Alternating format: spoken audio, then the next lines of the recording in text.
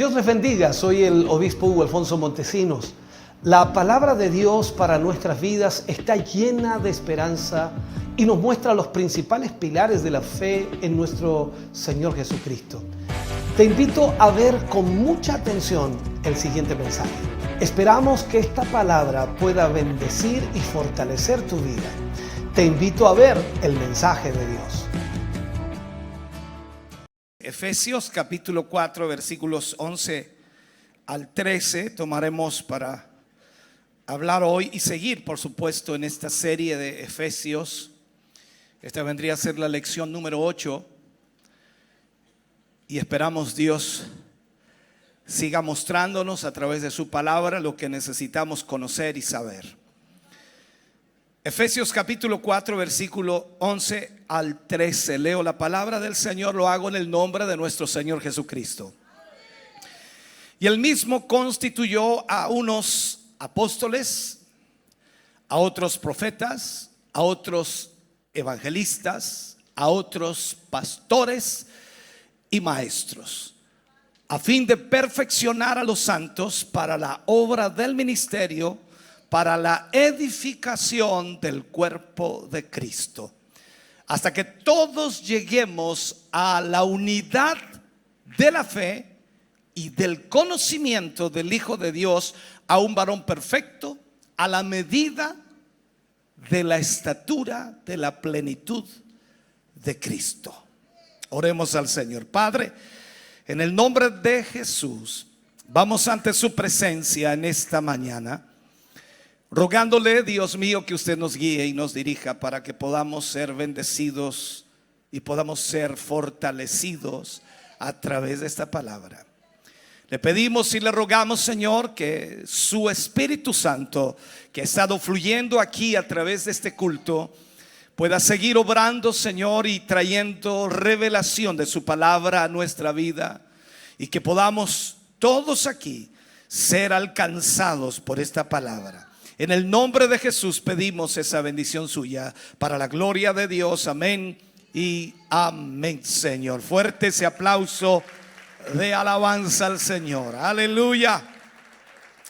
Gloria a Dios. Puede sentarse, Dios le bendiga. Hoy hablaremos y usaremos como título a esta lección número 8, la forma en que Dios obra la unidad. O sea, la manera en cómo Dios llega a provocar la unidad en la iglesia. Ese es el punto central de lo que hablaremos hoy día.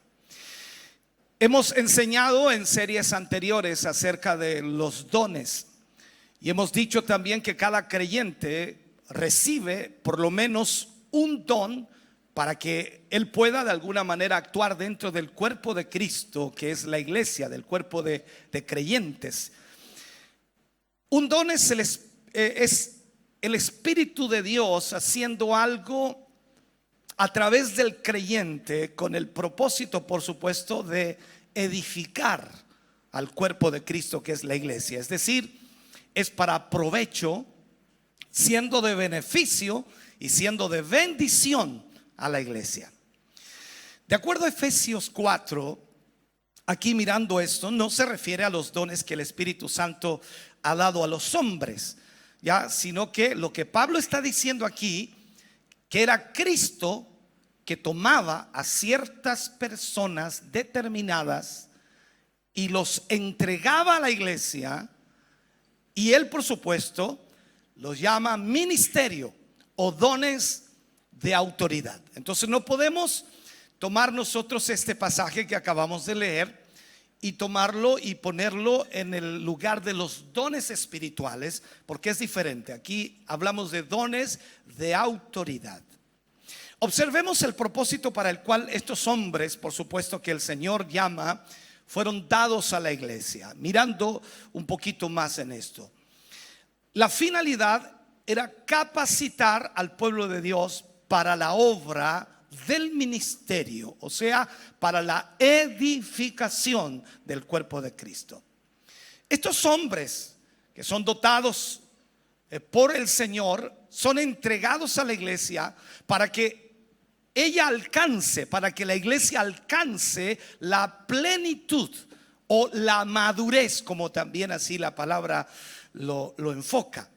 Cuando vemos nosotros la frase o las frases, hasta que todos lleguemos a la unidad de la fe y del conocimiento del Hijo de Dios, al hombre perfecto, a la medida de la estatura de la plenitud de Cristo.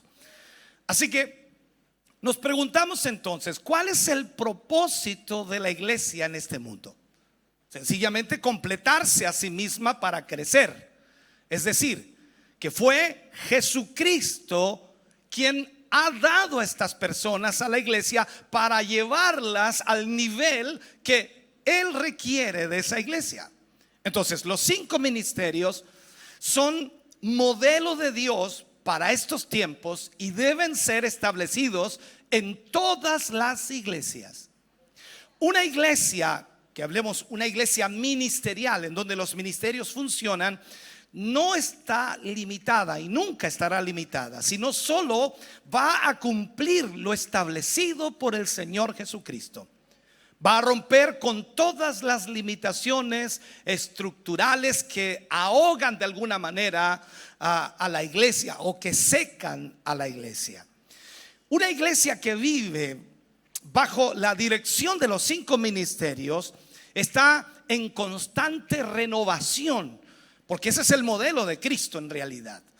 Los 5 ministerios deben ser usados en toda su plenitud. Las diferencias de las iglesias de hoy deben de alguna manera a la realidad de lo que se está viviendo, porque principalmente están funcionando 1 o 2 ministerios, lo que hace, por supuesto, quitarle de alguna manera al creyente su potencial o crecimiento espiritual o la madurez en la fe. Entonces debemos entender que la iglesia cristiana debe estar funcionando con los 5 ministerios para que no haya límites. Jesucristo, cuando se fue, entregó a la iglesia estos 5 ministerios, porque ella haría mayores obras que las que Él hizo. Esas fueron las palabras del Señor Jesucristo. Cuando vamos al libro de Juan, capítulo 14, versículo 12, de cierto os digo que el que en mí cree, las obras que yo hago, Él las hará también, y aún mayores hará, porque yo voy al Padre. Por lo tanto, así como Jesús evangelizó, así como Jesús pastoreó, así como Jesús profetizó, así como Jesús enseñó al pueblo de Israel, y asimismo Dios levanta hombres hoy día, ¿para qué? Para que realicen esta misma tarea en nuestro tiempo. Y no olvides que la misión de los ministerios es derribar, arrancar, destruir, derrocar toda obra de las tinieblas en nuestras vidas, para luego, por supuesto, edificar y construir sobre Jesucristo, la verdadera piedra angular. Vamos a describir en una forma simple cada uno de estos ministerios para que entendamos esto. Por ejemplo, el apóstol. El término apóstol es un término de origen griego que significa enviado, comisionado o incluso misionero, que podríamos llamarle. Un apóstol es alguien que ha sido enviado lejos con el fin de cumplir con un encargo, dar un mensaje o realizar una labor. El término que mejor, por supuesto, define al apóstol es el de misionero, que es la traducción correcta de la transliteración griega a la palabra apóstol. Ahora, la obra misionera de un apóstol es de valor en la medida en que encarna al que lo envía. Es decir, el énfasis del ministerio apostólico está puesto en quien lo envía y no en el enviado. Por tanto, todos aquellos que en la Biblia fueron enviados se aseguraron de que el énfasis del encargo que ellos tenían se pusiera, por supuesto, en la persona que los envió. Por eso decía siempre Pablo: yo, Pablo, apóstol de Jesucristo. O sea, los apóstoles no son primordialmente hombres que tienen dones especiales, son hombres que tienen una comisión especial, habiendo sido enviados a algo específico. Amén. El profeta, el significado en realidad etimológico de la palabra profeta es ser portavoz, hablar en nombre de. Y esto viene de una palabra griega, por supuesto, que significa hablar o predecir un acontecimiento futuro, expresar la mente y el consejo de Dios. Podemos decir entonces que el profeta es el portavoz de Dios y nos expresa la mente de Dios. Nos habla, nos revela a través del Espíritu el futuro y nos revela también el pasado y el presente. Ahora, es un llamado que solo Dios da.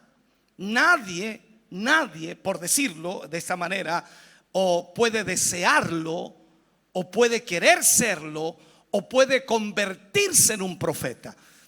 Un individuo no solo no puede convertirse en profeta a menos que Dios lo llame. Entonces, puede convertirse en profeta solo al responder en obediencia cuando Dios le llame. Y como Él lo llama, entonces es un reconocimiento confirmado dentro del cuerpo de Cristo, que es la iglesia. El profeta tiene que ser confirmado por el Señor por medio del cuerpo, que es la iglesia, y ese cuerpo también debe sostener al profeta tanto en su formación como, por supuesto, a lo largo de su ministerio. El profeta, por ejemplo, del Antiguo Testamento, para que entendamos, estaba por encima de todos los demás. El profeta del Nuevo Testamento está llamado dentro del cuerpo de Cristo, que es la iglesia, y no es independiente, sino que debe estar sujeto a la iglesia y en este caso al pastor. Veamos el evangelista.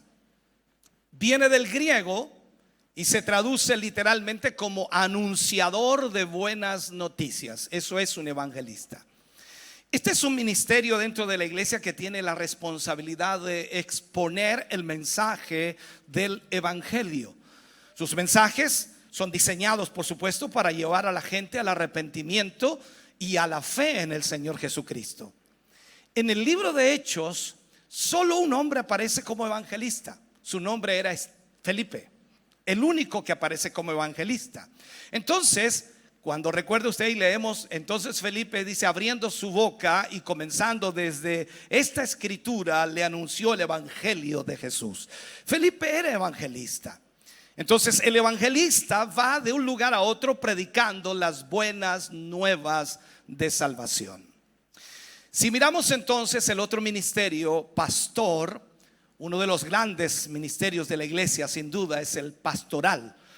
La misma palabra pastor encierra un gran simbolismo que habla de la importancia y de la tremenda labor que este noble ministerio debe ejecutar. Uno que apacienta. O sea, desde el comienzo de la iglesia, el ministerio pastoral ha desempeñado una función vital en el desarrollo de la obra de Dios.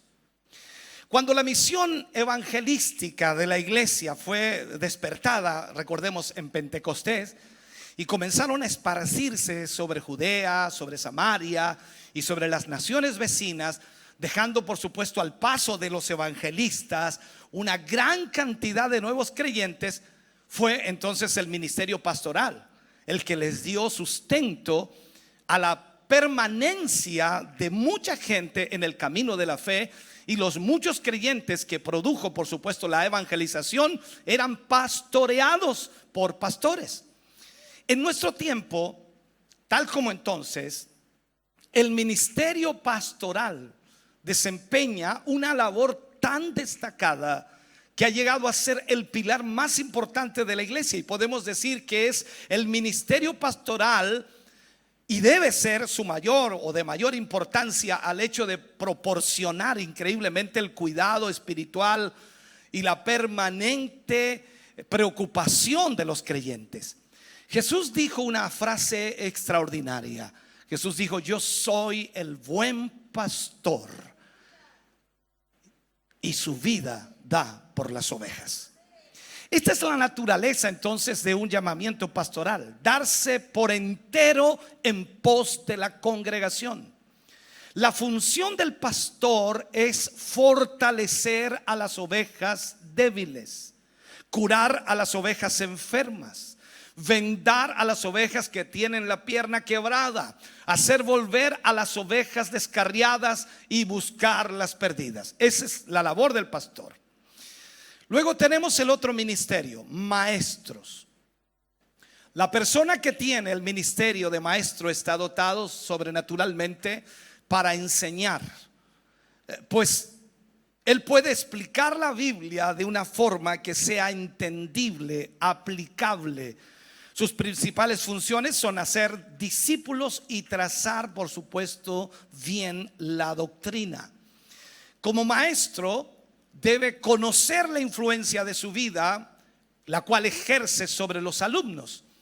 O sea, ante ellos usted es un representante de Jesús, y lo que ellos le vean hacer guiará en parte, por supuesto, el destino de las vidas de ellos. Sencillamente el maestro tiene que tratar de ejercer sobre ellos una influencia positiva. El maestro enseña un poco por medio de lo que dice, algo más por medio de lo que hace y mucho más por medio de lo que es. O sea, esto no es tan solo tener un conocimiento y traspasar ese conocimiento, sino que el maestro enseña, por supuesto, por medio de lo que dice, algo más por medio de lo que hace y mucho más por medio de lo que es. La vida y la personalidad del maestro es la lección más poderosa que puede enseñar a sus alumnos.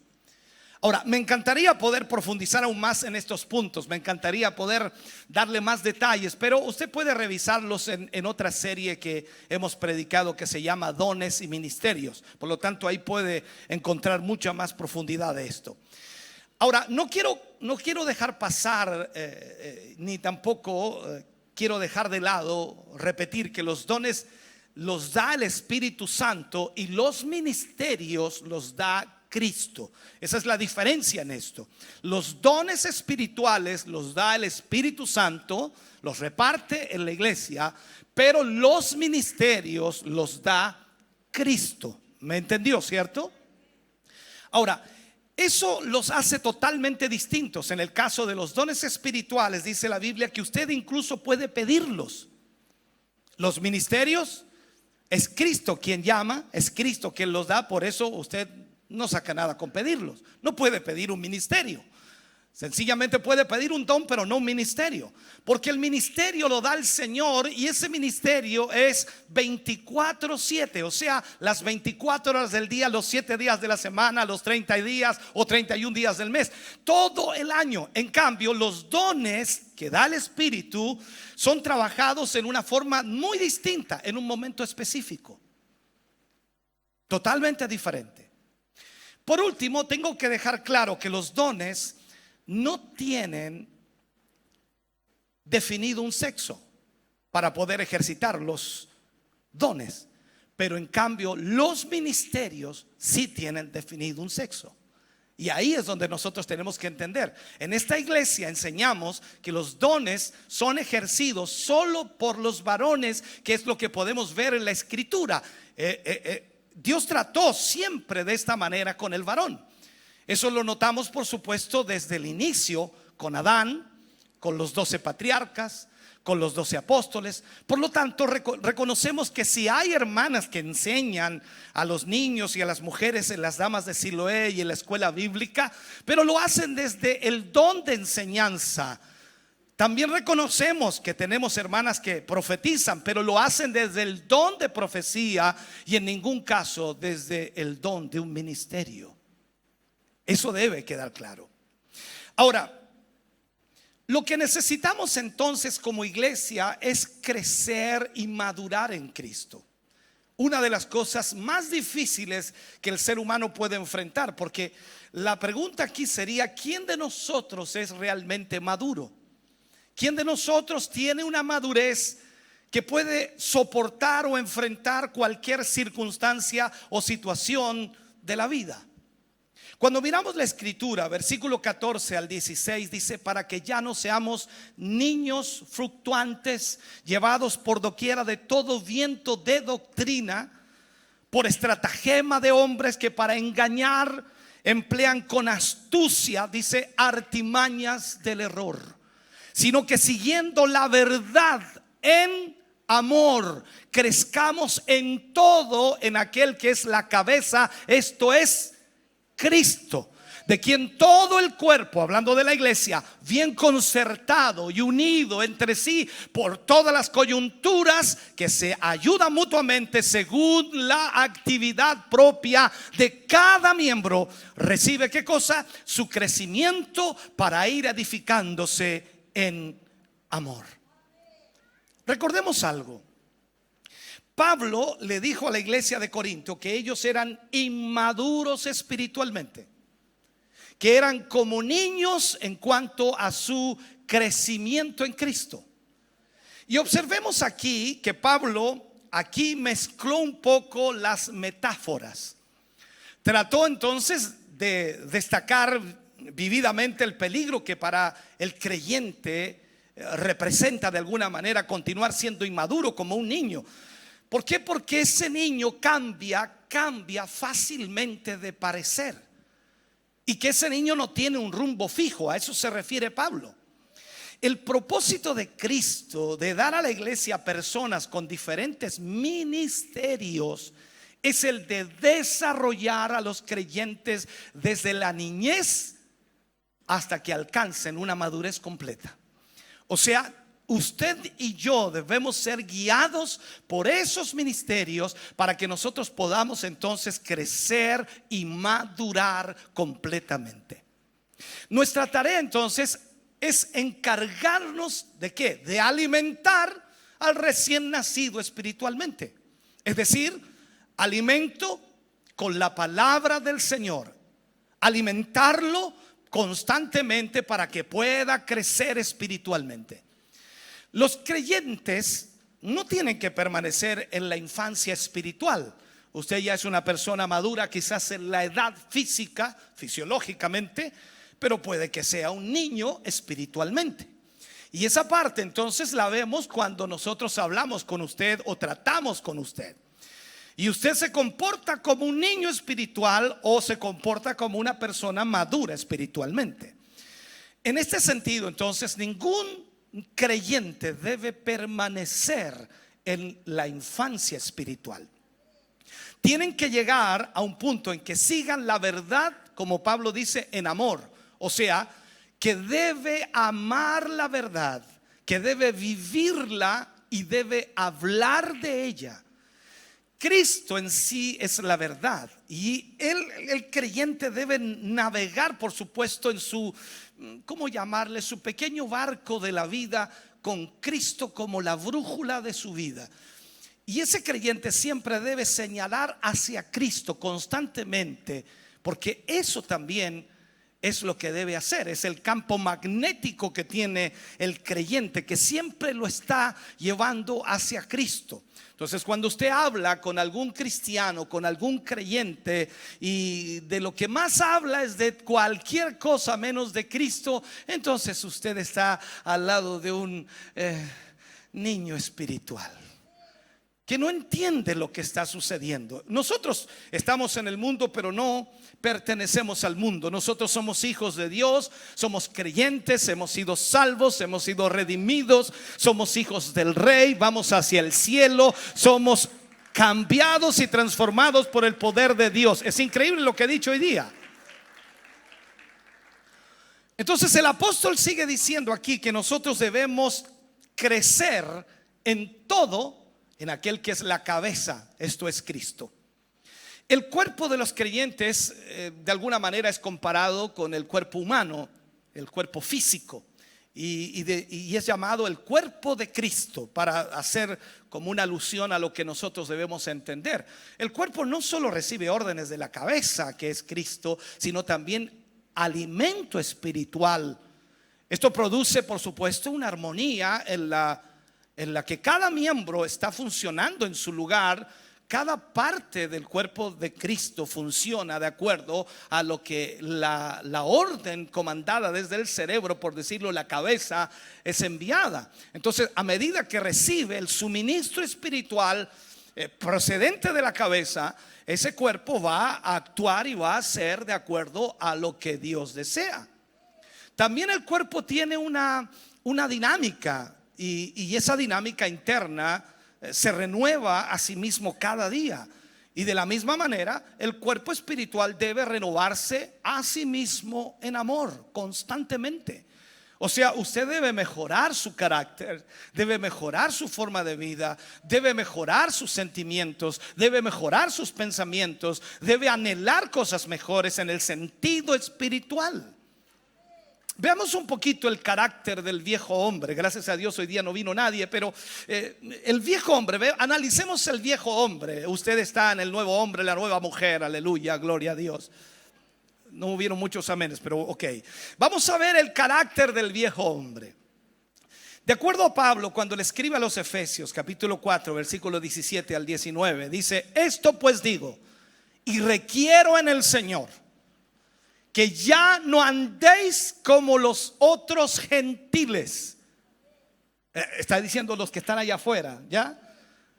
Que andan en la vanidad de su mente, teniendo, dice, el entendimiento entenebrecido, oscurecido, ajenos de la vida de Dios. ¿Por qué? Por la ignorancia que en ellos hay, por la dureza de su corazón, los cuales, dice, después que perdieron toda sensibilidad, ya no son sensibles a las cosas del espíritu, se entregaron a la lascivia para cometer con avidez toda clase de impureza. Mire esto: debido a este elevado llamamiento, nosotros debemos andar, debemos vivir de una manera diferente a como lo hace el mundo que nos rodea. Lo repito, debido a este elevado llamamiento debemos andar, vivir de una manera diferente a como lo hace el mundo que nos rodea. No hay muchos amenes, pero ya vendrán, ya vendrán. El andar de los gentiles se caracteriza por la vanidad de su mente. Y al final, su forma de pensar es vanidosa, porque tienen, ¿qué cosa? El entendimiento entenebrecido, porque son ajenos a la vida de Dios. Ahora, esto no quiere decir que el hombre en su rebelión contra Dios no sea capaz de grandes logros intelectuales. Más bien es para decir que todos estos logros que el hombre pueda alcanzar allá afuera no alcanzan la verdadera sabiduría, porque el temor de Jehová, dice, es el principio de la sabiduría. Fundamentalmente, hermano, la ignorancia y la falta de comprensión del hombre es un problema del corazón. Cuando nosotros estábamos sin Cristo, éramos obstinados. Bueno, yo era obstinado. Cuando estábamos sin Cristo, éramos malos en nuestro pensamiento. Bueno, yo era malo en mis pensamientos. Cuando estábamos sin Cristo éramos pecadores. Menos mal que llegaron. Y cada uno de nosotros teníamos un conflicto tremendo en nuestra vida. Entonces aquí vemos que el corazón del hombre siempre está colocando una negación, o sea, se muestra no solo en una necia negación de Dios, dice Dios no existe, Dios no es real, Dios no es verdadero, sino también en sus fallas morales, la lascivia, la impureza, la avidez, el pecado, la inmoralidad, la corrupción, en fin, todo eso está allí en la mente de los hombres. Allá afuera no hay buenas mentes o digamos así, la gente considerando a hacer el bien constantemente. Seamos honestos, lo he enseñado 1500 veces y esto es una realidad, es un ejemplo práctico de lo que somos en realidad. Cada uno de nosotros no nos cuesta hacer el mal, nos sale por naturaleza. Es una cuestión natural en nosotros hacer el mal. Hacer el bien es lo que nos cuesta. Y eso es la realidad nuestra. Entonces luchamos con esta realidad, con esta mentalidad que el mundo tiene. Ahora, los gentiles de los que habla Pablo aquí, o eran ateos o creían en dioses que en sí mismos, por supuesto, eran inmorales. Por lo tanto, en su negación del Dios verdadero, negaban cualquier estándar de moralidad al cual debían ellos responder. O si usted le habla, por ejemplo, al mundo secular hoy día de moralidad, ellos no están ni ahí con eso. O sea, no, ellos tienen su propia moralidad. Y si usted trata de poner su moralidad o la moralidad bíblica, ellos le encuentran arcaica totalmente. No, eso es ya de años atrás. No, el mundo ha cambiado, dice, el mundo es diferente. Entonces, ¿qué es lo que sucedió aquí? De acuerdo a Pablo, dice, perdieron toda sensibilidad. Teniendo esto, de alguna forma, la idea de que la piel se vuelve insensible. ¿Le ha pasado a usted a veces cuando se le duerme un pie, una mano, se le duerme, usted pierde la sensibilidad, ¿no? Ay, que la cosa rara esa, ¿no? Y ya no es sensible al dolor, siendo por supuesto el resultado lógico de la dureza del corazón. Entonces es como un ejemplo. La laxivia es un pecado que hace alarde de sí mismo, que se deshace de toda restricción y no tiene ningún sentido de vergüenza, no tiene ningún sentido de temor. La impureza es una palabra amplia, por supuesto, principalmente con referencia a la conducta sexual impropia o inapropiada de las personas. Y esta es una imagen gráfica del ser humano perdido sin Cristo de nuestro tiempo. Entonces, nos da pena oír de tantos jóvenes que han sido captados por los promotores de inmoralidad como un estilo de vida. Nos da pena cómo hoy día la sociedad se destruye cada vez más y los seres humanos pierden total sensibilidad a lo moral. Entonces, esa no es la vida de felicidad que Dios ha planteado para sus hijos. Más bien es el sendero de una persona perdida que vive con sus vanos y frívolos pensamientos. Se trata entonces de una ilusión vacía, de algo que no tiene consistencia. La persona se pierde, la persona se va al abandono. La percepción de los valores morales se extravía totalmente y como resultado se hunde más y más en la inmoralidad y en la sensualidad y corrupción del alma. Entonces se transforma al final en un círculo vicioso que le conduce al deseo de profundizar más y más en el pecado. Nunca están satisfechos, se dejan controlar totalmente por el pecado. Romanos 1 dice que Dios los entregó a los malos deseos de sus corazones, a sus propias pasiones. Entonces vemos esa realidad. Ese es el carácter de la vieja naturaleza, del viejo hombre. Y usted dice, gracias a Dios, yo no estoy en eso. Bueno, veamos ahora el nuevo hombre. Vestíos, dice Pablo, del nuevo hombre. Aquí voy a hablar de ustedes. Vestíos del nuevo hombre. Ya hablamos de los otros, ahora vamos a hablar de nosotros aquí, amén. Aquí seguramente los amenes van a salir, pero aleluya. Mire lo que dice Efesios capítulo 4 versículo 20 al 24. ¿Qué dice? Mas vosotros no habéis aprendido así a Cristo, si en verdad, dice, le habéis oído y habéis sido por él enseñados conforme a la verdad que está en Jesús. En cuanto a la pasada manera de vivir, ¿qué dice?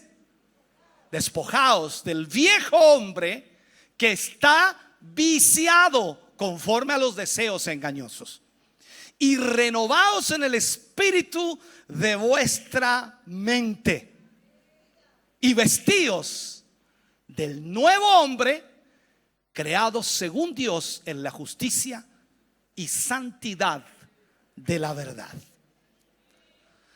Miren lo que Pablo dice aquí. Podríamos profundizar y estar horas, pero no tengo el tiempo para estar horas. Simplemente tengo que hacerlo rápidamente.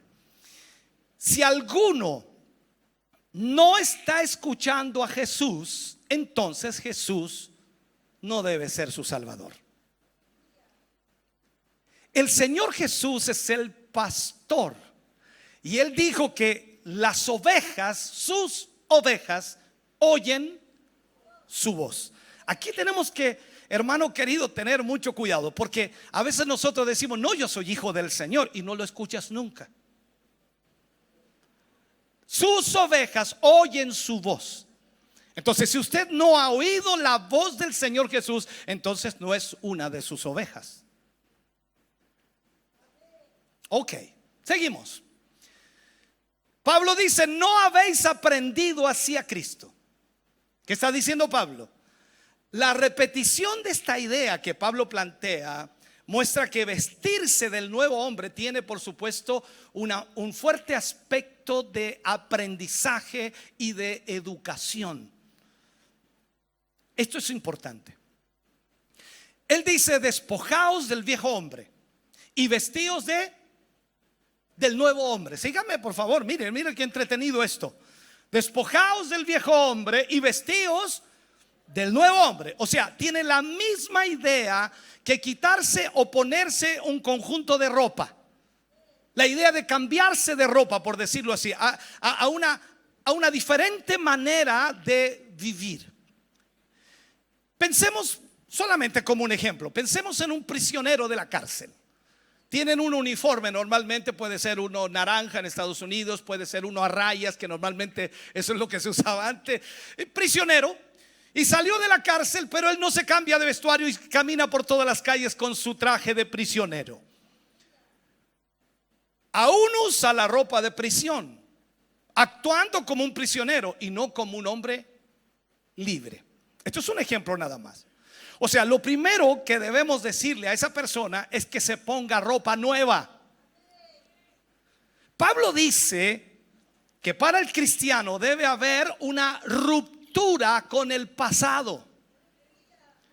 Debe haber una ruptura con el pasado. Si usted me hubiera conocido a mí como yo me vestía antes, ay, Señor, ay, Dios mío, ni se lo voy a contar. Entonces, debe haber una ruptura con el pasado. Si usted me hubiera visto cómo usaba el pelo, yo ya dale. Debe haber una ruptura con el pasado. Ahora, usted también tiene que mirar hacia atrás: quién era, cómo era, qué hacía, cómo se vestía y todo aquello. Tiene que haber una ruptura con el pasado. Jesús no se agrega simplemente a nuestra vida anterior. La vieja vida muere y Él se convierte en nuestra nueva vida. Usted no puede agregar solamente a Jesús a su antigua manera de vivir. Ahora, esto no significa que la vieja naturaleza ha sido eliminada para siempre de nuestra vida. Recuerde usted que Pablo habló muchas veces que el viejo hombre siempre quiere levantarse, quiere aparecer, y tenemos esa lucha. Tenemos que estar aplastando a ese viejo hombre o a esa vieja mujer constantemente. Entonces no nos libramos de ella, pero no debemos vivir de acuerdo con ella. Es decir, no tenemos que permitir que controle nuestras vidas esa vieja naturaleza. Por otra parte, tenemos una nueva naturaleza. Bueno, tengo una nueva naturaleza. Atento, por favor. Tenemos una nueva naturaleza. Y esta naturaleza es el resultado de la regeneración por el Espíritu Santo. Y cualquier persona que esté unida a Cristo es una nueva criatura. Amén.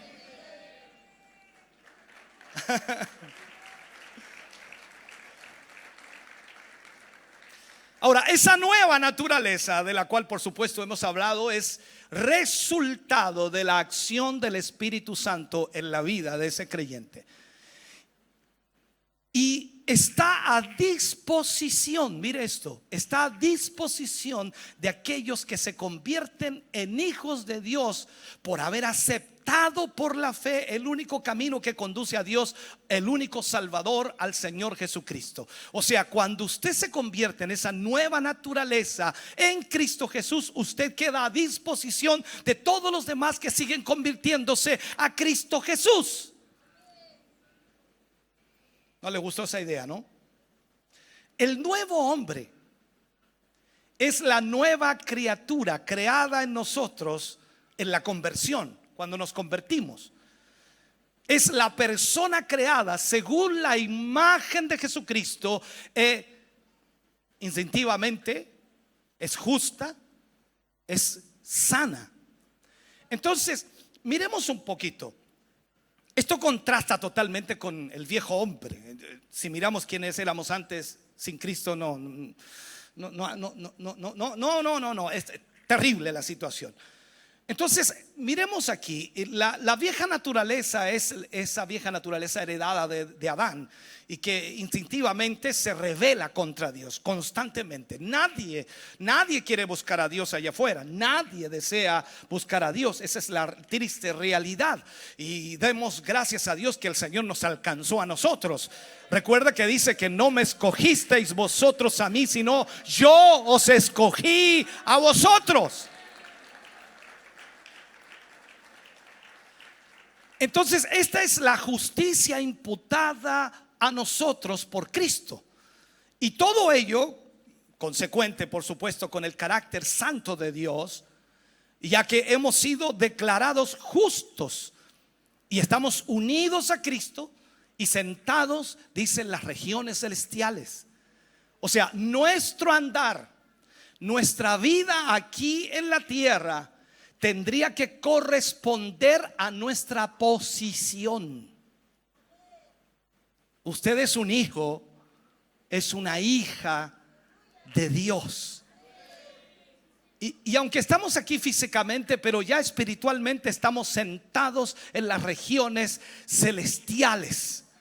Por lo tanto, tenemos que andar de acuerdo a nuestra posición.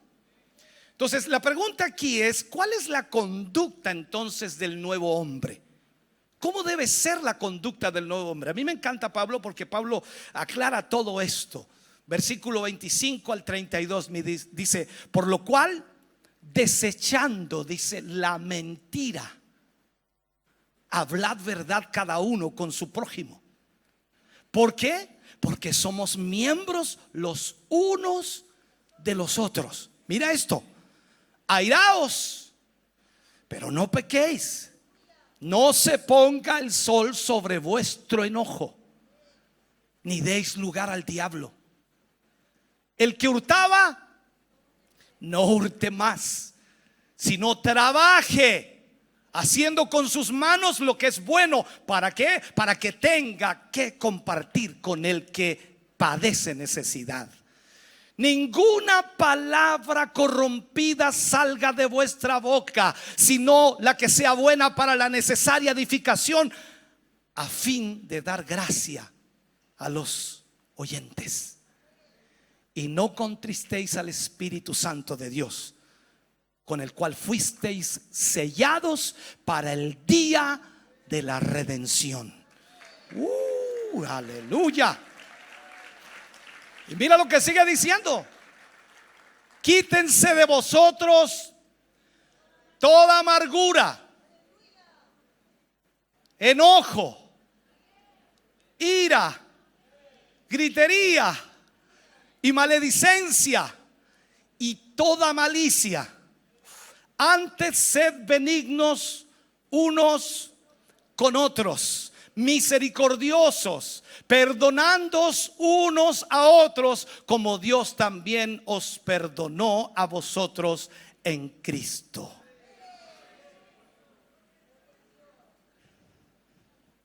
Ay, ay, ay. Este es el carácter de la nueva criatura. ¿Cuántos son nueva criatura aquí? Vamos a ver. Vamos a analizar.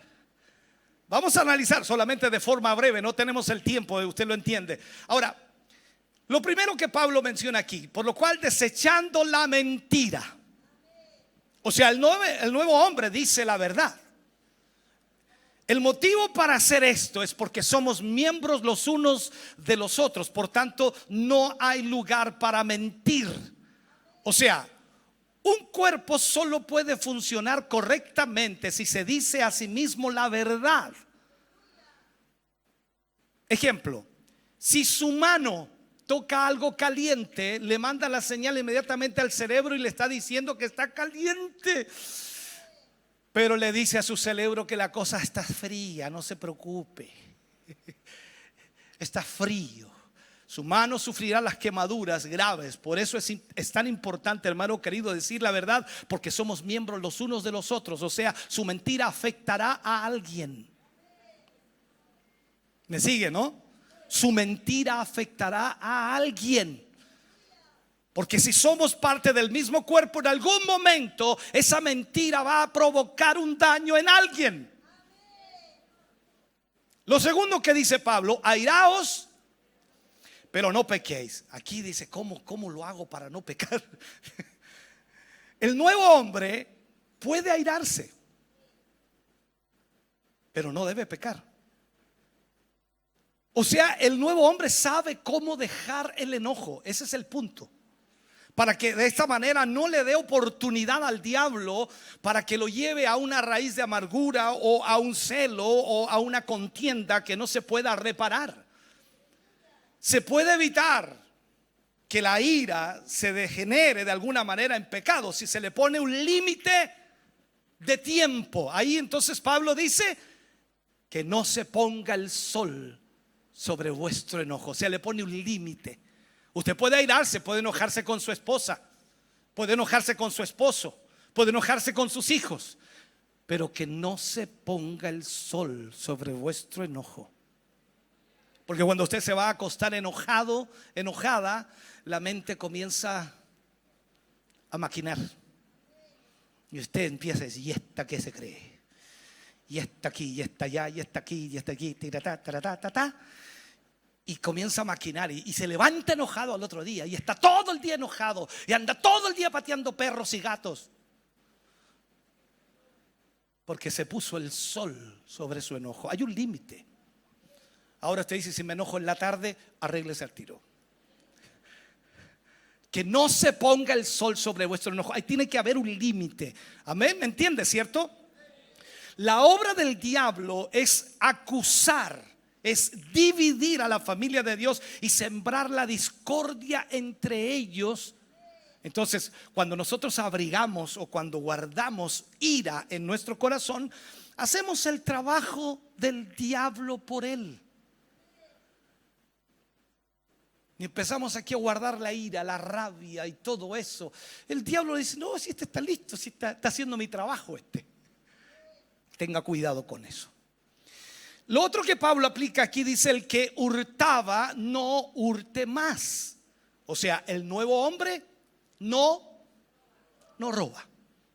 Clarito. Más claro echarle agua, ¿no? Sino que trabaja con sus manos.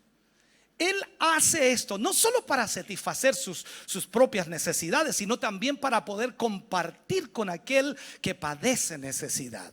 O sea, el hombre tiene lamentablemente una naturaleza pecaminosa que puede inclinar a ese hombre a robar o a mentir. Pero todas esas cadenas son cortadas con la llegada del nuevo hombre o con la llegada de Cristo a nuestra vida. Por lo tanto, usted que hurtaba ya no hurta más.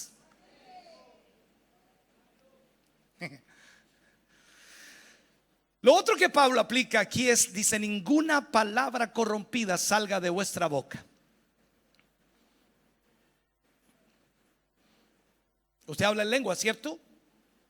Pero lenguas del Señor. Que algunos allá fueron. El nuevo hombre sabe cuidar su lengua. O sea, hablando solo lo que es bueno para la necesaria edificación. deseando dar gracia a los oyentes. Entonces, cuando hablamos palabras corrompidas, no solo habla aquí de vulgaridad obscena o grosería, como alguien puede imaginar, sino también de conversaciones calumniosas y despectivas.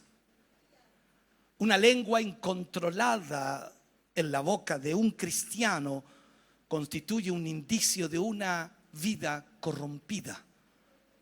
¿Recuerda lo que dice Jesús? De la abundancia del corazón habla la boca. O sea, si usted es bueno para apelar, disculpe, o murmurar, mejor. Murmurar sí suena mejor, ¿cierto? Ya. Si usted es bueno para murmurar, significa entonces que en su corazón está dañado. La murmuración viene por muchas razones: celo, contienda, envidia, rabia, molestia, raíces de amargura. En fin, cualquier cosa puede estar sucediendo en el corazón. Pero allí es cuando la persona se da a entender: de la abundancia del corazón abra la boca. Entonces debemos entender esta realidad. Déjeme ir terminando ya, porque quiero terminar. Pablo dice: y no contristéis al Espíritu Santo de Dios. El nuevo hombre, la nueva mujer, nunca contristará al Espíritu Santo, sabiendo por supuesto que Él es nuestro sello, tanto en el sentido de identificación como también en el de protección. O sea, el Espíritu Santo está con nosotros para guiarnos a toda verdad, a toda justicia, nuestra protección, nuestra ayuda, nuestra guía, en fin.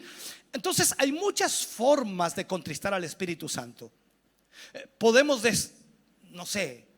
descuidar la santidad en nuestra vida y al mismo tiempo estar contristando al Espíritu.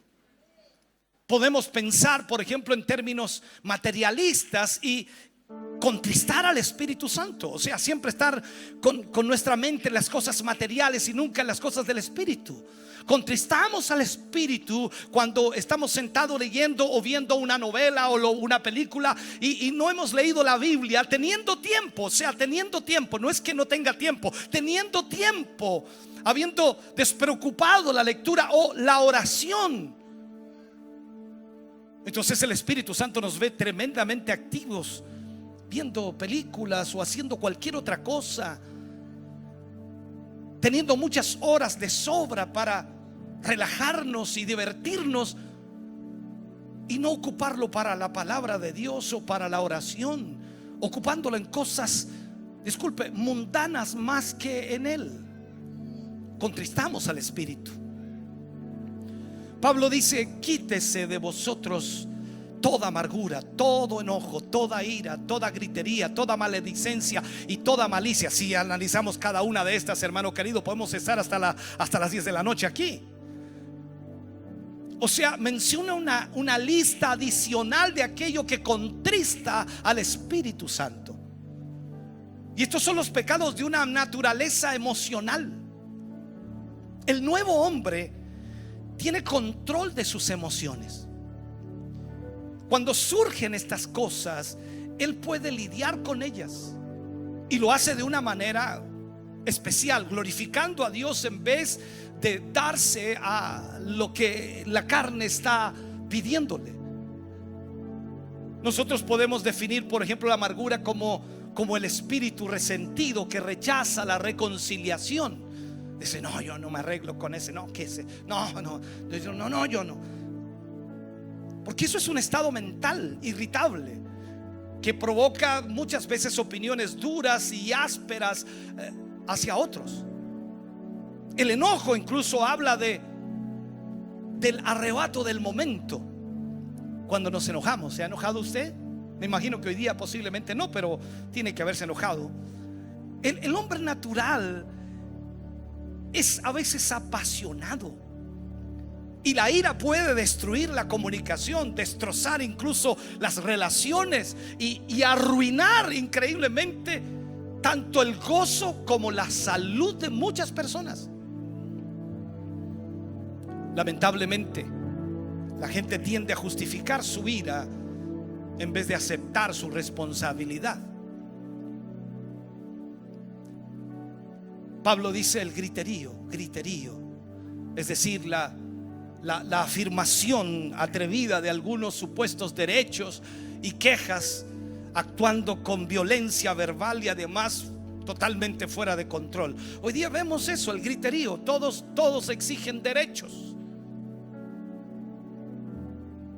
La maledicencia nos habla de pronunciar blasfemias, pero también se aplica y se refiere a toda clase de calumnias o malicia, como ya hemos indicado antes, en un odio que está allí congelado o que está arraigado en el corazón. Entonces la expresión quítese de vosotros es en el griego un imperativo, o sea, requiere que la persona tenga una acción decisiva, una acción única. ¿Para qué? Para que el Espíritu Santo no sea entristecido. Es decir, que se debe tomar una decisión concreta para que todos estos pecados sean quitados de nuestra vida. Pablo dice antes: sed benignos unos con otros, misericordiosos, perdonándoos unos a otros. O sea, lo que el nuevo hombre busca en realidad es mostrar la misma bondad, la misma ternura, el mismo perdón hacia los demás, tal como Cristo le mostró eso a su vida. Si tratamos a los demás como Dios nos trata a nosotros, cumpliremos todo lo que Pablo nos dijo que haríamos, por supuesto, como nuevas criaturas. Antes, sed bondadosos. O sea, el imperativo aquí, el modo verbal que expresa Pablo, el orden que está exponiendo, el ruego o el mandato que Pablo está marcando aquí, marca un contraste, un cambio radical que debe ocurrir en el creyente para que no quede un lugar vacío en su vida. Aquí tenemos entonces a la cortesía cristiana, que nos habla de un afecto profundo y maduro. Todos hemos conocido cristianos con este carácter que de alguna manera expresan sus sentimientos con sus gestos y demostraciones de cariño, de afecto. Son de piel, cariñosos, afectivos, y uno los nota inmediatamente. Dice: qué lindos los hermanos, qué cariñosos, qué afectivos. Pablo dice: como Dios os perdonó a vosotros, en Cristo también perdonad. ¿Sabe? Nuestro perdón a los demás sigue el modelo del perdón que Jesús pone hacia nosotros. Cuando pensamos en la manera asombrosa que Dios nos perdona, es vergonzoso que retengamos el perdón hacia alguna persona o hacia aquellos que nos han hecho mal. Si el mismo Señor Jesucristo nos dice que debemos amar a nuestro prójimo como a nosotros mismos, y nos dice que debemos amar a nuestro enemigo, y Él mismo lo demostró estando en la cruz cuando dice: Padre, perdónales porque no saben lo que hacen. Imagínate, nos da un ejemplo impresionante. Si tú y yo somos nuevas criaturas, entonces debemos tener el carácter de esa nueva criatura y vivir para el Señor de acuerdo a lo que su palabra nos enseña. Yo creo, hermano querido, que en esta mañana el Señor nos ha hablado a todos, y alguna área de nuestra vida, posiblemente alguna o dos o tres o cuatro o cinco o seis, no lo sé, necesitamos arreglar. Y la verdad es que nosotros muchas veces no podemos arreglar nada. Solo Jesús puede cambiar áreas de nuestra vida cuando nosotros lo dejamos controlar nuestra vida. Tenemos que permitirle al Espíritu Santo que Él obre en nosotros y trabaje en nosotros para que realmente podamos ver la mano de Dios obrando y trayendo el cambio y la transformación necesaria. Usted y yo estamos aquí y Dios nos ha hablado en esta mañana. Póngase de pie, por favor. Vamos a orar al Señor. Y yo quiero pedirle en esta hora, con mucha honestidad y sinceridad ante Dios, si Dios habló a su vida en algún área de su vida. No sé, hemos mencionado tantas, Alguien diría: pastor, ¿sabe qué? Todo lo que usted dijo que hay que arreglar, lo tengo que arreglar en mi vida. Ahora me doy cuenta que no estoy bien, pero más de algún área que hoy hemos tocado necesita ser reparada en su vida. Y usted no podrá. Solo Jesús puede hacerlo cuando le pedimos a Él que nos ayude.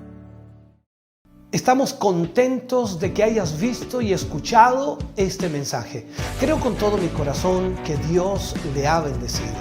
Quiero invitarles a suscribirse a mis redes sociales, donde tenemos contenido que le ayudará a alimentar su vida espiritual.